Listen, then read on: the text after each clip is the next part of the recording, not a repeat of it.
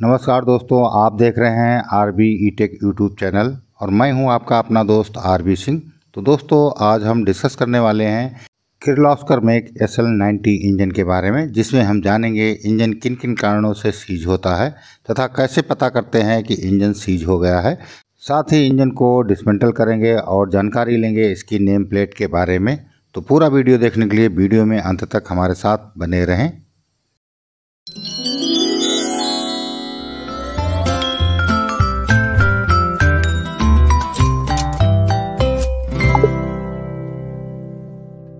चलिए दोस्तों, बिना देरी किए हुए वीडियो को स्टार्ट करते हैं। तो दोस्तों, हम साइड पे पहुंच चुके हैं और इस इंजन में समस्या ये है कि इंजन घूम नहीं रहा है। यानी सेल्फ लेते हैं तो हमारा सेल्फ जो है क्रैंकशाफ्ट को घुमा नहीं पा रहा है, यानी इंजन को घुमा नहीं पा रहा है।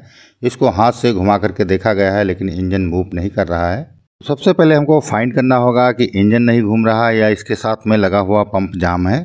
तो पंप को हम इंजन से डिस्कनेक्ट कर देंगे। उसके बाद पंप को इंडिविजुअली घुमा के देख लेंगे और इंजन को ट्राई करेंगे घुमाने के लिए। तो सबसे पहले हमने बैटरीज को डिस्कनेक्ट कर दिया है इंजन से और इसके कपलिंग के बोल्ट खोल दिए गए हैं। जैसा कि हम देख पा रहे हैं कि हमारा जो पंप है वो स्मूथ घूम रहा है। कपलिंग के बोल्ट खोलने के बाद में पंप और इंजन दोनों डिस्कनेक्ट हो चुके हैं और हमारा जो कपलिंग है यानी पंप साइड का हिस्सा है वो स्मूथली घूम रहा है, जबकि हमारा इंजन नहीं मूव कर रहा है। फ्लाईव्हील के बोल्ट से पूरी ताकत लगा ली गई है बट इंजन जरा भी मूव नहीं किया है, अतः प्रॉब्लम इंजन में ही है। जैसा कि इंजन का वाटर ड्रेन हो चुका है और वाटर लेवल हमको कम मिला था, इसका इंडिकेशन ये आ रहा है कि इंजन ओवरहीट हुआ है और संभावना ये भी लग रही है कि इसके पिस्टन भी सीज हुए होंगे। तो चलते हैं, इंजन को डिसमेंटल करते हैं और देखते हैं इंजन ना घूमने का कारण पिस्टन सीजिंग है या इसके अलावा और कुछ है। तो चलते हैं दोस्तों, इंजन को डिसमेंटल करते हैं। डिसमेंटल करने के लिए सबसे पहले हमने इंजेक्टर पाइप खोल दिए हैं और इसके राकर कवर भी खोल दिए गए हैं और इसके बाद खोले जाएंगे राकर लीवर। जैसे कि दोस्तों हमने देखा है कि इसका सिलेंडर नंबर 1 का जो पुशराड है वो बैंड हुआ है और ये बैंड पुशराड इंडिकेट करता है कि इसके सिलेंडर नंबर 1 में कुछ तो अबनॉर्मलिटी है।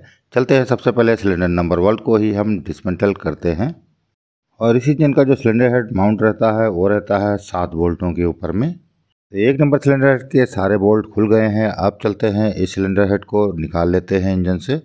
जैसा कि हम देख पा रहे हैं इसका पिस्टन पूरी तरीके से बैडली सीज हुआ है।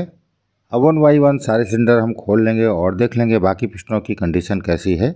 जैसा कि दोस्तों इंजन के 6 के 6 सिलेंडर जो सिलेंडर हेड हैं वो रिमूव हो चुके हैं।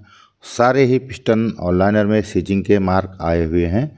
पिस्टन और लाइनर की कंडीशन को देख के लग रहा है कि जो इसकी पिस्टनों की सीजिंग हुई है वो ड्यू टू ओवरहीटिंग हुई है और जो सबसे ज़्यादा सीज है पिस्टन वो है सिलेंडर नंबर 1 का। और सामने जो आप सिलेंडर हेड देख रहे हैं यही है सिलेंडर नंबर 1 का सिलेंडर हेड और इसके ऊपर में भी मेटल स्टिक किया हुआ है। जो पिस्टन का मटेरियल है वो इसके सिलेंडर हेड और वाल के ऊपर में स्टिक किया हुआ है।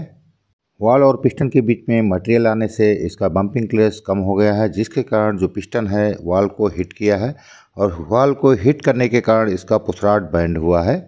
जैसा कि वाल मैकेनिज्म में सबसे वीकेस्ट जो होता है वो होता है पुशराड।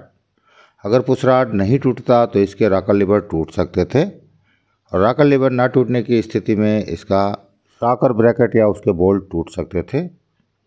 जैसा कि दोस्तों ये फाइंड हो चुका है कि इस इंजन के जितने भी सिलेंडर हैं उनके सारे पिस्टन सीज हुए हैं और इनका सीजिंग का जो कारण है वो ओवरहीटिंग है। जैसा कि दोस्तों इस इंजन की एप्लीकेशन है फायर इंजन, यानी ये फायर फाइटिंग इंजन के साथ में लगा हुआ है और फायर फाइटिंग के साथ जो इंजन लगते हैं उसमें सामान्यतः रेडिएटर की जगह पे हीट एक्सचेंजर लगा रहता है।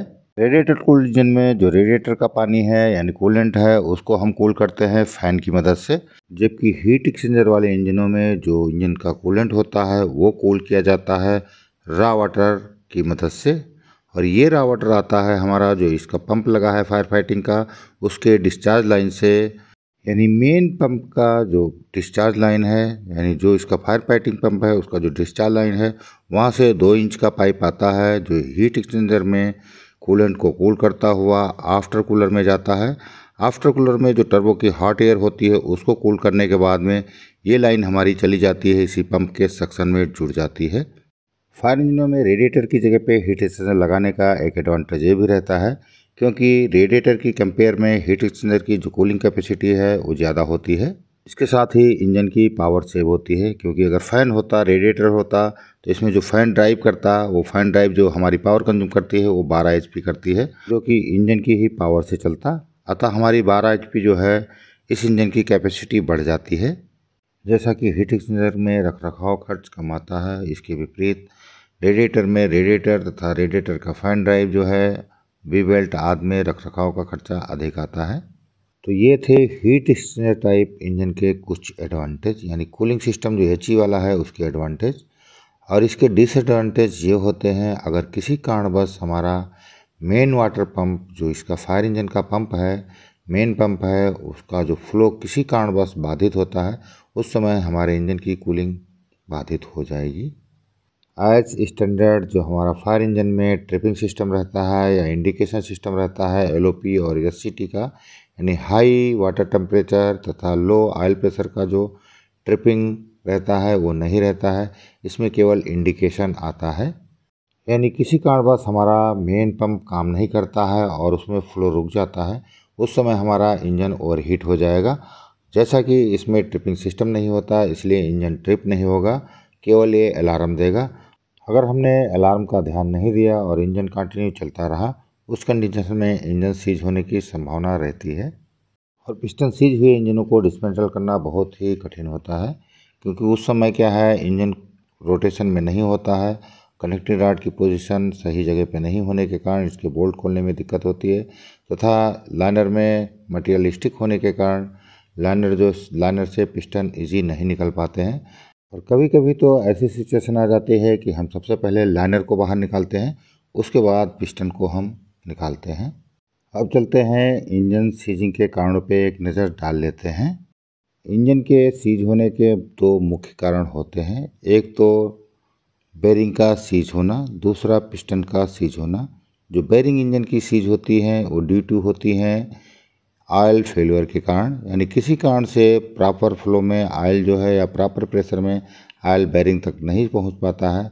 उस चक्कर में बेरिंग जो हैं ओवरहीट होते हैं। ओवरहीट होने के बाद में ये बेरिंग्स क्रैंकशाफ्ट की पिन के साथ में सीज कर जाते हैं और इंजन को घूमने नहीं देते हैं। और इंजन सीज होने का जो दूसरा मुख्य कारण होता है वो होता है ओवरहीटिंग का, यानी इंजन का जो कूलिंग सिस्टम है वो प्रॉपर काम नहीं करता है, जिसके कारण पिस्टन सीज हो जाते हैं। चलते हैं इंजन सीजिंग की प्रक्रिया को एक एग्जाम्पल के थ्रू समझते हैं। जैसा माना हमारा इंजन चल रहा है लोड पे और किसी कारणवश हमारा जो है कूलिंग सिस्टम का कोई होस फट जाता है। ऐसा समझ लेते हैं जो हमारी रॉ वाटर लाइन आ रही है इंजन के कूलेंट को कूल करने के लिए, उसी का कोई होस फट जाता है या इसके डिस्चार्ज लाइन का वाल्व ही बंद रह जाता है, यानी नहीं खोला जाता है। उस कंडीशन में क्या होगा कि हमारा जो रॉ वाटर है वो इंजन के कूलेंट को कूल होने के लिए नहीं पहुंच पाएगा। जैसा कि दोस्तों इंजन के चलते समय हमारा पिस्टन जो है वो लाइनर के अंदर स्पीड में मूव करता रहता है, जिसके कारण फ्रिक्शन होता है और उससे हीट जनरेट होती है। इसके साथ ही एंड ऑफ कंप्रेसर स्ट्रोक में जो इंजन के अंदर कंबस्शन चैम्बर में फायरिंग होती है, उससे भी हीट जनरेट होती है। कंबस्शन चैम्बर की अंदर की जो हीट है वो पिस्टन के थ्रू रिंग में ट्रांसफ़र होती है तथा रिंग के थ्रू लाइनर में ट्रांसफ़र होती है। और लाइनर का बाहरी हिस्सा जो है वो कूलेंट के संपर्क में रहता है, अतः ये हीट कूलेंट में चली जाती है। कूलेंट जो है सर्कुलेट करता रहता है वाटर पंप के थ्रू, इसलिए ये हीट हमारी हीट एक्सचेंजर में पहुंच जाती है।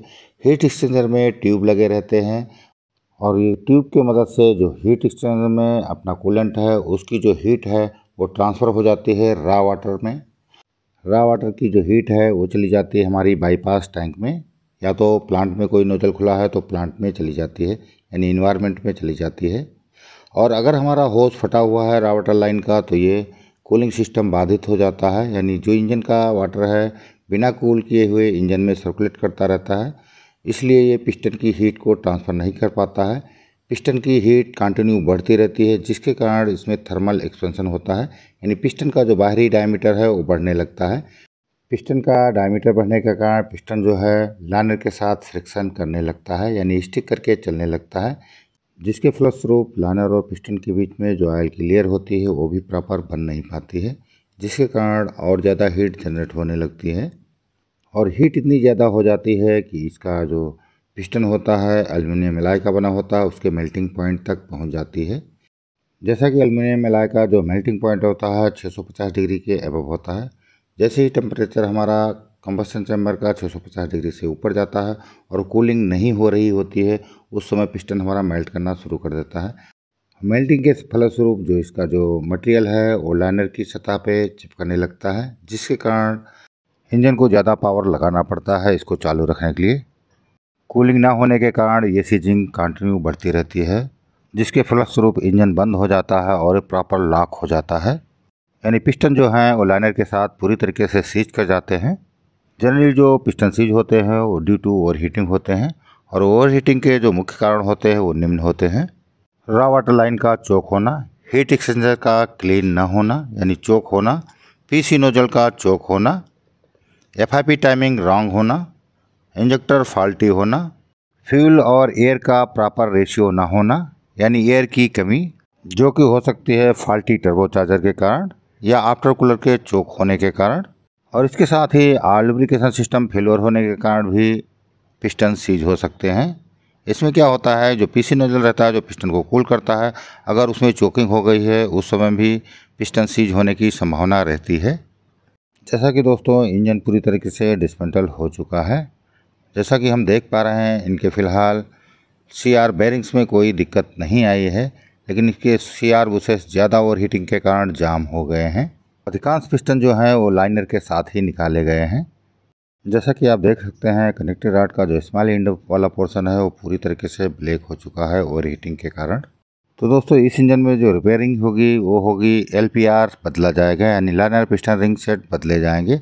साथ ही इसके जितने भी प्रेस फिट होकर के कंपोनेंट फिट होते हैं वो रिप्लेस हो गए, जैसे कि सीआर बुशेस, वाल गाइड, वाल सीट, सिलेंडर हेड के कोर प्लग्स आदि रिप्लेसमेंट किए जाएंगे। लास्ट में चलते हैं दोस्तों इसकी नेम प्लेट पे एक नज़र डाल लेते हैं। जैसा कि सामने आप देख रहे हैं इसके मॉडल में लिखा हुआ 6SL 8800 TA। दोस्तों ये इंजन जो है क्लास्कर का SL 90 सीरीज़ का इंजन है। इसमें जो 6 लिखा हुआ है सबसे पहले वो इंडिकेट करता है इसके नंबर ऑफ सिलेंडर। SL 8800 इसका मॉडल है। TA का मतलब है टर्बोचार्ज आफ्टर कूल्ड इंजन है, और इस इंजन की जो रेटिंग है 230 bhp है। साथ ही इसका जो RPM है वो 1800 है।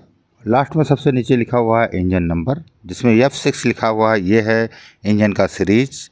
उसके आगे 3763 लिखा हुआ है, ये है इसका एप्लीकेशन कोड। उसके आगे 16 लिखा हुआ है, ये दिखाता है इसका मैन्युफैक्चरिंग ईयर, यानी 2016 का बना हुआ ये इंजन है। उसके आगे इंजन का सीरियल नंबर है।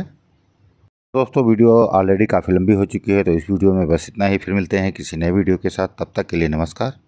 ये वीडियो आपको कैसा लगा कमेंट करके अवश्य बताएं। अगर ये वीडियो आपको 1% भी लाभप्रद लगा है तो अपने दोस्तों के साथ शेयर करना ना भूलें। वीडियो में अंत तक हमारे साथ बने रहने के लिए धन्यवाद। Thank you for watching. जय हिंद।